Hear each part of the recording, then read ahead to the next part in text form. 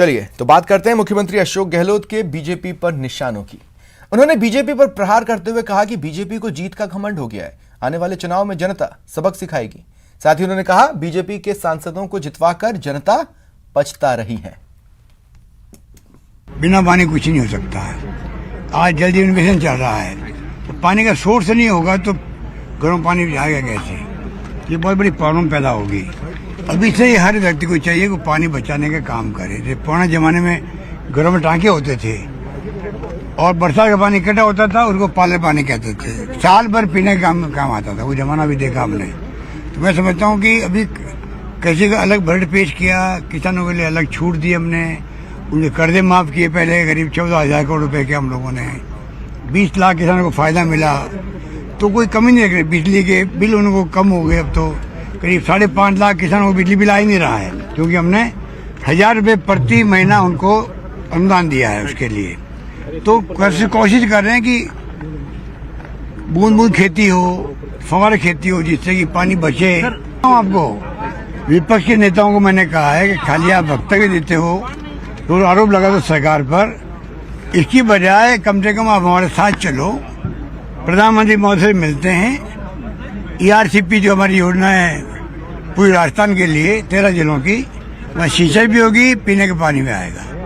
उनको पूरा करने के लिए राष्ट्रीय योजना घोषित करवाओ उसको। प्रधानमंत्री ने वादा किया था जयपुर में अजमेर की मीटिंगों के अंदर, तो ये तमाम दबाव में डाल रहे हैं। तो मुझे अफसोस होता है कि कोई वादा किया प्रधानमंत्री जी ने, उसके बाद में एक राष्ट्रीय परियोजना 16 है देश के अंदर, तो 17वीं करने में क्या तकलीफ आ रही है? सांसद वे समझता हूँ कल तो जाके मिले प्रधानमंत्री जी से, स्टेट वाइज मिल रहे होंगे। वो उनके पार्टी का प्रोग्राम होगा। तो जो आवाज बुलंद करनी चाहिए 25 सांसदों को, मेरा मानना है 25 सांसद नेता प्रतिपक्ष यहाँ के, बीजेपी का अध्यक्ष, ये फालतू में स्टेटमेंट देते रहते हैं, ट्वीट करते रहते हैं। ट्वीट करने का भी एक तरीका होता है कि क्या लैंग्वेज लिखते हो, क्या मीनिंग निकलता है, क्या उसमें तथ्य है, उसके बगैर भी ठोकते रहते हैं। हम भी देखते हैं, चलो करने दो, कोई बात नहीं, वो करो अपने हिसाब से, पर आप कम से कम जो राजस्थान की प्रॉब्लम्स हैं, पानी की है या बिजली की है, कोयले की है, कोई प्रॉब्लम हो उसको उठाओ कम से कम। आप लोग उठा ही नहीं रहे कोई मांगों को। तो राजस्थान के 25 सांसद को जिता के जनता अब पश्चाताप कर रही है। इनको सबक सिखाएगी अगले चुनाव के अंदर। इनको भ्रम नहीं होना चाहिए कि 5 राज्यों में 4 चुनाव जीत गए तो सब कुछ इनको मिल गया है। डेमोक्रेसी के अंदर कब जनता का मिजाज बदल जाए मालूम नहीं पड़ता, ये हमने अनुभव से देखा है। जब जनता का मूड बदलेगा ना, आज महंगाई बहुत भयंकर है, बेरोजगारी तो हाहाकार मचा हुआ देश के नौजवानों के अंदर, उनको एहसास हो जाएगा खाली ये हिंदुत्व की और राष्ट्रवाद की बात करके लोगों को भरमा रहे हैं, इनकी बातों में दम नहीं है, शासन नहीं कर रहे, खाली वोट लेने के लिए हिंदुत्व की बात करते हैं, वोट लेने के लिए राष्ट्रवाद की बात करते हैं। क्या हम लोग राष्ट्रवादी नहीं है क्या? देशवासी राष्ट्रवादी नहीं है क्या? इनकी पोल खुलेगी तब झटका लगे तब मालूम पड़ेगा इन लोगों को। 5 राज्यों को वो पहले हम लोग कह रहे थे चुनाव में 125 दिन तक इन्होंने दाम नहीं बढ़ाए। पहले भविष्यवाणी हो रही थी, जैसे चुनाव खत्म हुए नहीं और ये दाम बढ़ाने लगेंगे, आप देख रहे हो दाम बढ़ने लग गए। जनता इन बातों को समझती है, इनकी कथनी में करने में कितना बड़ा अंतर है। समय आने पर इनको झटका देगी जनता, ये समझ नहीं पाएंगे क्या हो गया। सीएम गहलोत ने आज एक बड़ी घोषणा भी की है। जोबनेर विश्वविद्यालय के पास नया बाईपास बनेगा, 46 करोड़ से बाईपास का निर्माण होगा। उन्होंने कहा कि आप मांगते मांगते थक जाओगे, लेकिन मैं देते देते नहीं थकूंगा।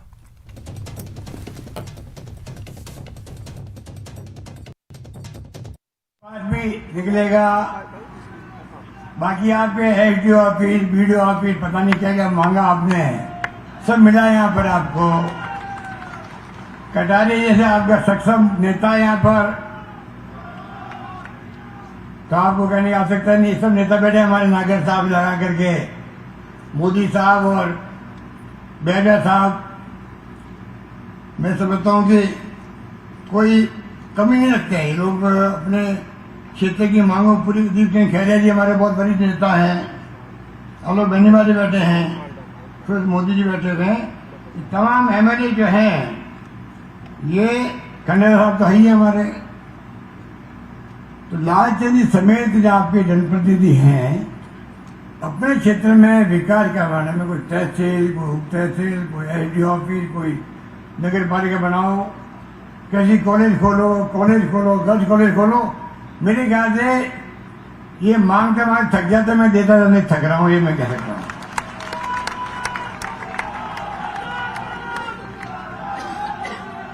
इस प्रकार से राजस्थान की सरकार ने जो बीड़ा उठाया है उसमें आप देख सकते हो कि हमने बीमा भी जो है स्वास्थ्य सेवाओं में राजस्थान नंबर 1 है देश के अंदर। दवाएं फ्री, टेस्ट फ्री, पहले 5 लाख का बीमा था, पूरा 10 लाख का कर दिया और पूरे प्रदेशवासियों का है।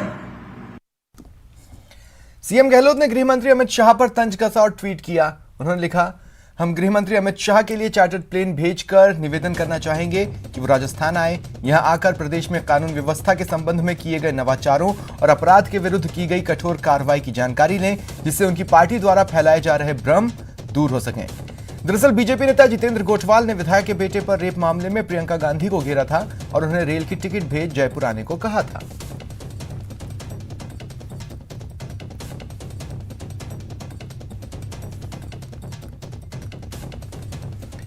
कांग्रेस विधायक जौहरीलाल मीणा के बेटे के खिलाफ दर्ज दुष्कर्म केस में आज पीड़ित का बयान दर्ज हुआ। मामले में दौसा के एसपी अनिल बेनीवाल का कहना है कि जौहरीलाल मीणा के बेटे के खिलाफ गंभीर आरोप हैं, लिहाजा मामले की गंभीरता से जांच हो रही है। दौसा के एसपी अनिल बेनीवाल ने संवाददाता आशीष शर्मा से बातचीत में और क्या कुछ कहा, देखिए। जौहरीलाल मीणा के बेटे दीपक मीणा सहित कुल 5 लोगों के खिलाफ मंडावर थाने में दुष्कर्म का मुकदमा दर्ज हुआ है। 4 दिन एफआईआर दर्ज हो चुके हैं। कोर्ट ने आज 164 के बयानों की तारीख दी। अभी पीड़िता के 164 के बयान चल रहे हैं और बाकी जो डिफरेंट पहलू हैं, जो उन्होंने होटल का नाम लिया है, उस होटल के ऊपर भी जाके वहाँ का जो अपने ठीक रजिस्टर है, कैमरा की जो डीवीआर है, वो हमने वहाँ से ली है। उसके बाद में इसी मामले को लेके एक और फैक्ट भी हमारे सामने है कि अलवर में भी कोई पहले चोरी को लेके वहाँ पे कोई एफआईआर दर्ज हुई थी, तो उस एफआईआर का डिटेल, वहाँ की इन्वेस्टिगेशन की डिटेल भी हमने लिए हैं।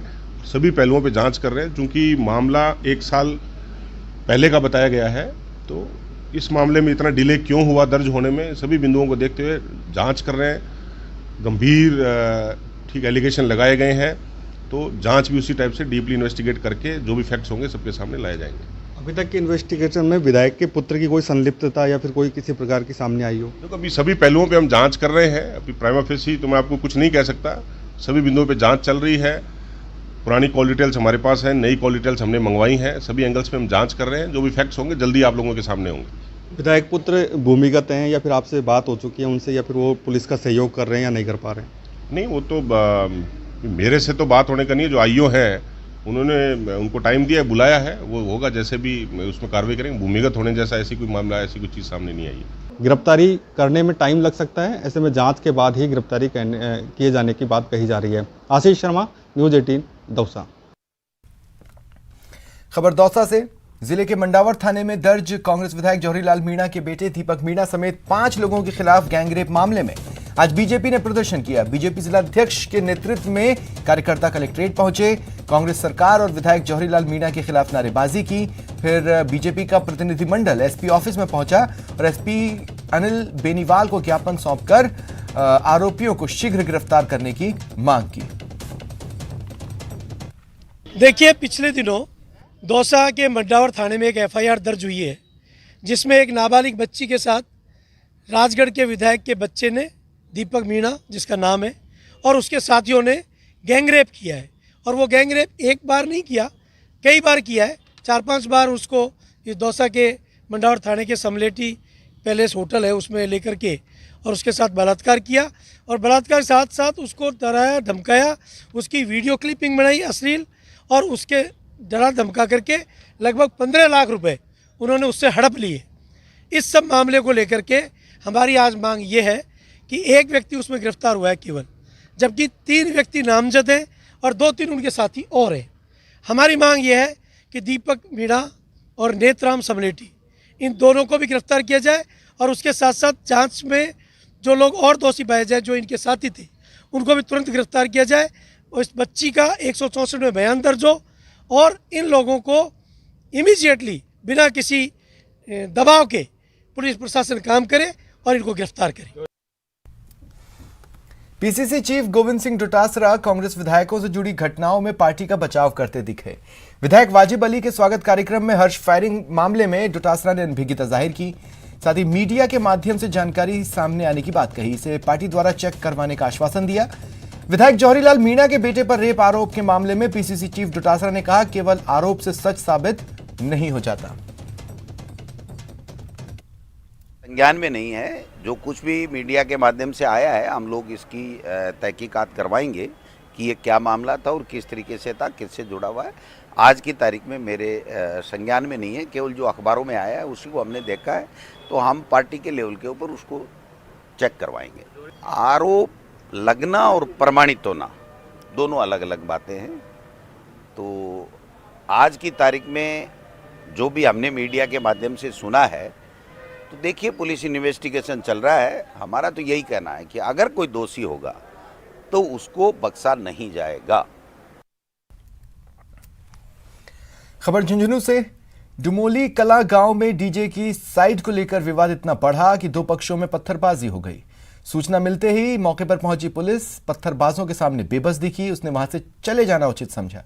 पुलिस के जाने के बाद दोनों पक्षों ने लाठियों से हमला किया, जिसमें कई लोग घायल हुए। घायल सभी को अस्पताल में भर्ती कराया गया।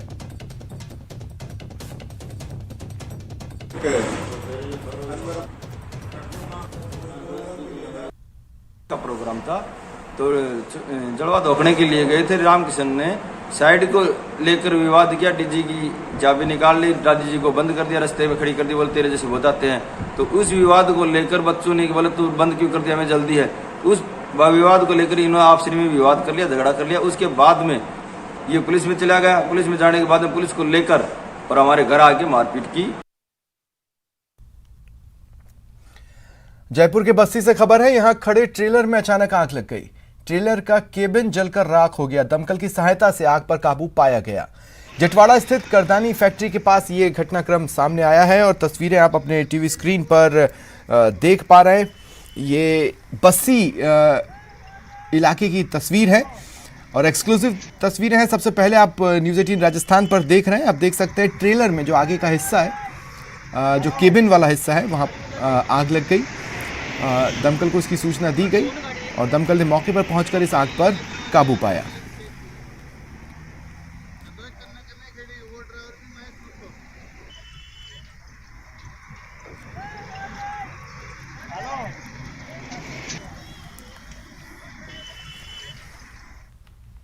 कश्मीरी हिंदुओं की आप बीती सवाल नहीं, सीधे उन्हीं की जुबानी। 5:56 पर देखिए दर्द कश्मीर।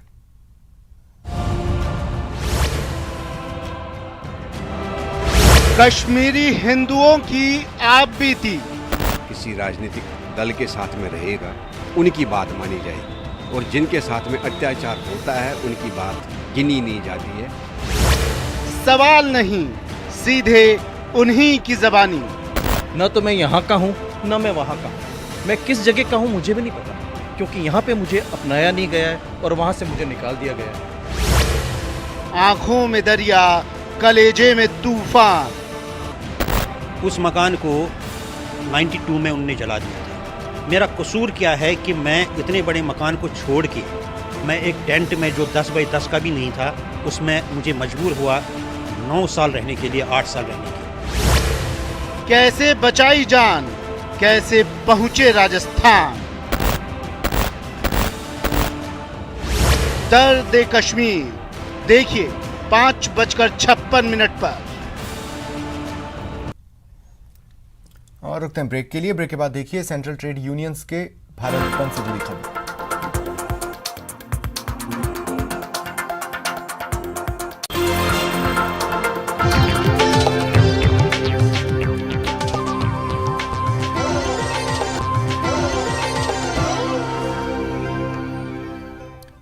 ब्रेक के बाद अब बात सेंट्रल ट्रेड यूनियन की हड़ताल की। सेंट्रल ट्रेड यूनियन ने आज और कल देशव्यापी बंद का ऐलान किया है। ये बंद केंद्र की नीतियों के खिलाफ बुलाया गया है।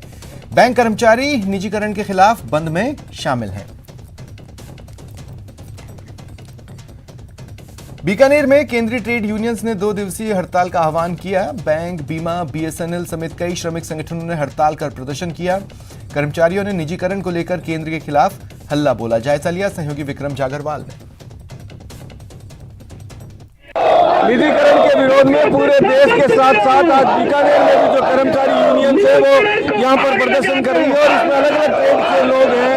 हमारी मुख्य मांग है सार्वजनिक उपक्रमों को, सरकारी संपत्तियों को बेचना बंद किया जाए, संविदा कर्मचारियों को स्थायी किया जाए, पुरानी पेंशन स्कीम लागू की जाए, नई पेंशन स्कीम को समाप्त किया जाए, मजदूर और कर्मचारियों के लिए जो 4 लेबर कोड लागू किए गए हैं उन लेबर कोड को जो कि मालिकों के हक में है समाप्त किया जाए, किसानों के लिए समर्थन मूल्य यानी एमपीएस की गारंटी दी जाए। क्या मांगे ये है कि ये सबसे पहले तो जितने श्रमिक विरोधी कानून है इनको तुरंत प्रभाव से वापस ले और जितने भी पीएसयू बंद करने की योजनाएं हैं इनको सरकार वापस ले। सही तरह से निजी के विरोध में अपनी मांगों को लेकर प्रदर्शन जारी रहेगा। हालांकि 2 दिवसीय हड़ताल एसबीआई बैंक शामिल नहीं हुआ है, लेकिन अन्य बैंकों के कर्मचारी शामिल हुए हैं। तो ऐसे में ये माना जा सकता है कि बैंकों का कार्य भी इससे प्रभावित होगा। बीकानेर से न्यूज़ 18 के लिए विक्रम जागरवाल।